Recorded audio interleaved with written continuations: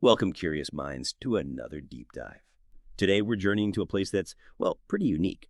Almost feels like a secret, actually. Imagine this tiny, independent nation tucked away high in the Pyrenees Mountains, squeezed right between France and Spain. That's Andorra. Europe's sixth smallest nation, a microstate with a really peculiar political system. Get this, that has two co-princes. One is the president of France, the other, the Bishop of Urgell. Wild, right?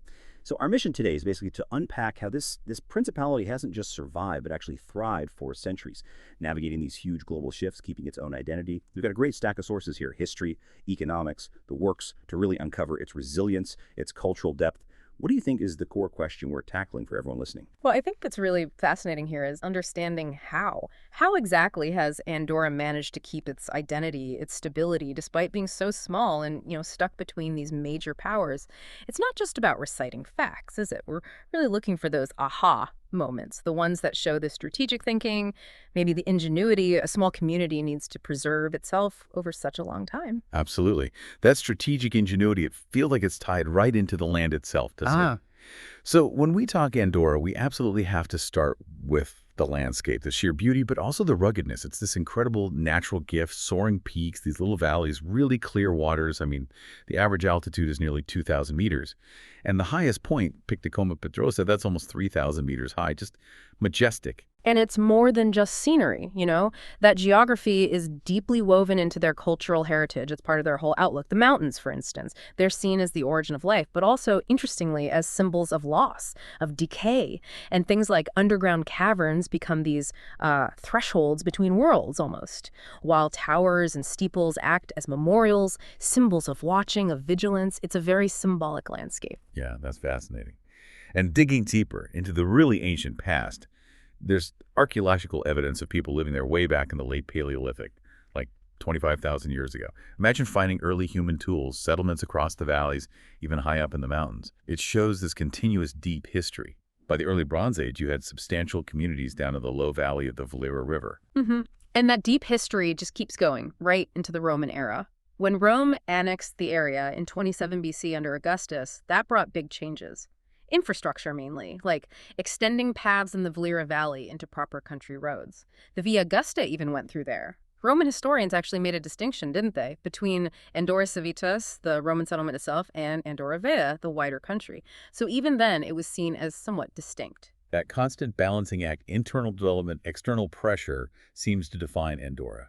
And you see it clearly in how the principality itself formed, which is, again, pretty unusual. It starts sort of in 843. Charles the Bald grants lands in the eastern Pyrenees, including the Valley of Andorra, to the Bishop of Urgell. Yeah. This was apparently a response to invading Moors. Right, but it wasn't instant. It was this slow, deliberate piecing together into a political entity. A really key moment was 1070.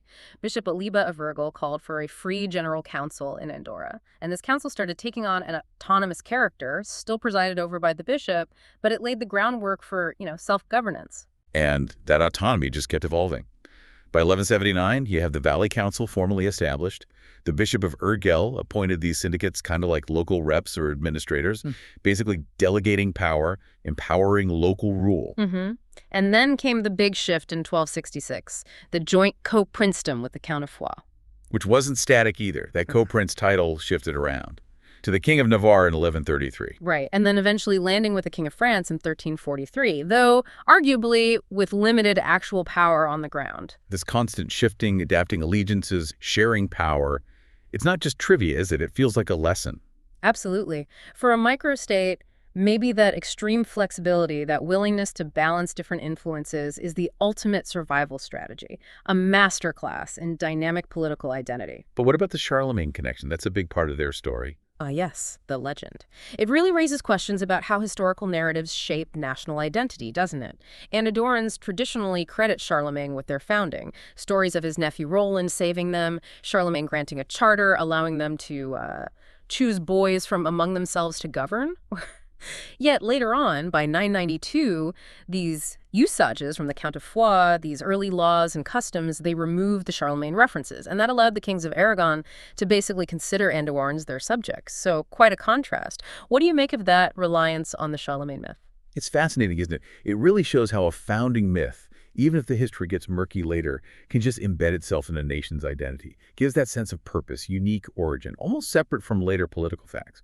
What's definitely not murky, though, is Andorra's strategic spot, a buffer, an equilibrium nation right between France and Spain. Exactly. Both powers kind of needed it for their own reasons, territorial goals, unification plans. And this created, as one source calls it, a peculiar balance, but also this permanent paranoia about pressure from either side. But here's the interesting twist. The suggestion that maybe that very pressure forced Andorra to adapt, assert itself, and ultimately contributed to its longevity, like a geopolitical pressure cooker forging resilience. A permanent paranoia. Sounds exhausting.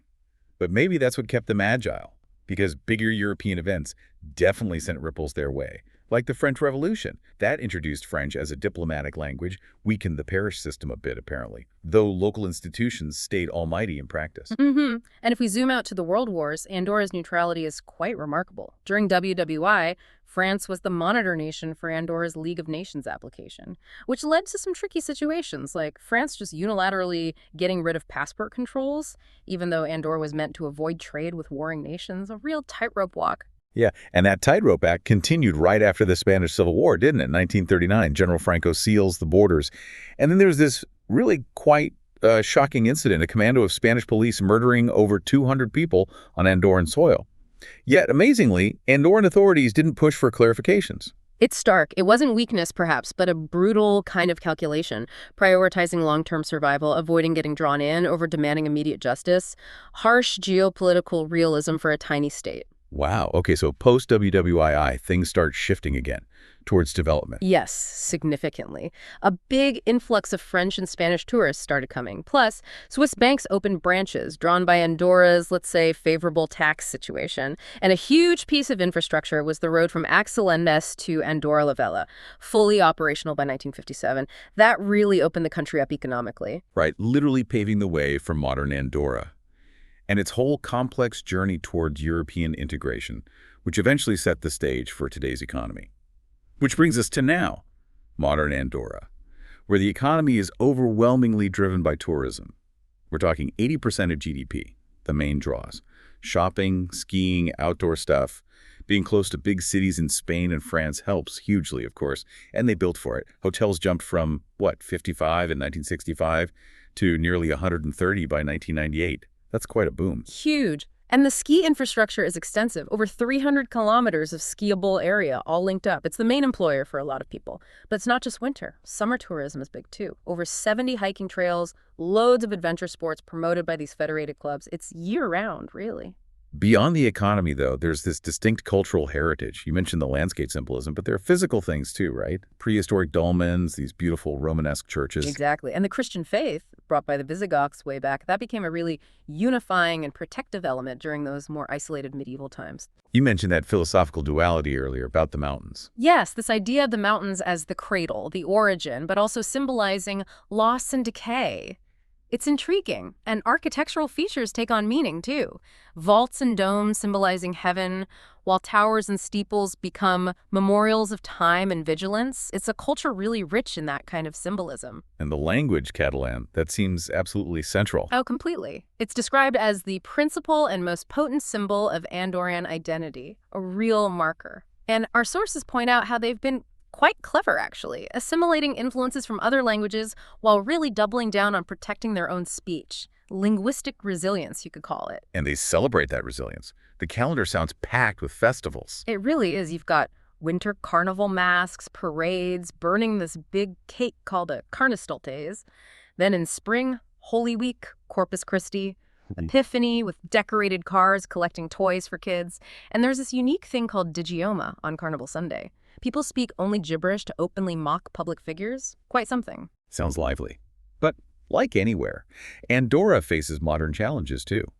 The sources mention economic pressures. Yes, particularly the impact of budget cuts on more vulnerable groups. Widows, retirees, leading to real poverty and, sadly, even reports of suicidal thoughts. It's a serious issue. And crime. From an analytical standpoint, yes, alongside those internal economic strains, there's a noticeable rise in crime, especially simple theft. And internationally, Andorra's had to step up. Commitments to investigate fraud, money laundering. They signed the Council of Europe Convention back in '93, though interestingly, they still lack a double taxation convention, a proper tax treaty, which can complicate things financially. There's also a significant health issue mentioned, alcohol and drug abuse. That's right. Particularly highlighted among males aged 15-44, it contributes to high mortality rates. And while there are state-run rehab centers, the cost of accessing them can be a major barrier for families. And environmentally, being nestled in those valleys must present challenges. It does. High CO2 per capita, largely from diesel vehicles. And the valley geography itself tends to trap pollutants. But here's a key point from the sources. While Andorra contributes, the vast majority of it comes from Spain and France. And attempts to fix these cross-border issues often get stuck at the level of the bigger neighbors who, frankly, show less interest in Andorra itself. It's that geopolitical dynamic again. So, as Andorra approaches its 1,000th anniversary, well, as a co-principality anyway, what's the big question about its future? What role can this tiny nation play now, especially with huge global issues like climate change or the digital learning revolution? Well, history shows Andorran leaders were usually pretty adept at adjusting to changing global contexts. They managed to avoid self-destructive paths. But technology now presents a different kind of threat, according to our sources, a threat to the relevance of their educational system, maybe. It's part of this global battle for the future of education. That's a critical point. So what's the suggested strategy? It sounds like they need to innovate. Seems so. The advice is to explore ways it may promote technology-infused learning that will hold global appeal. It's something they've done before, in a way. Past leaders apparently crafted a distinguishable role for the principality in the sector of education. So find a new niche, perhaps. Makes sense. Find a way to be relevant globally, but still distinctly Andorran. Exactly. And while the procedural challenges in global talks are the same for Andorra as for anyone else, maybe its marketing is simpler, fewer things to offer, perhaps more focus. But the hardest part, the sources suggest, will be crafting approaches that are simultaneously globally relevant yet context sensitive. You need that infusion of local culture, local interests to make it authentic. Okay, so wrapping up this deep dive, Andorra really is this incredible case study. Longevity, that masterclass in diplomacy between giants, stability despite differences, and this unique culture forged in the Pyrenees. Just amazing survival. It really is. And maybe the final thought for you listening is, what can other nations, especially the big ones, learn from Andorra, from its centuries-old systematic and functional approach to just surviving? That art of negotiation, those cautious steps toward modernity that let it weather the winds of ravaging history, maybe there's a lesson there about temperance, about thoughtful adaptation being more powerful in the long run than a frenzied lust for power. Something to think about.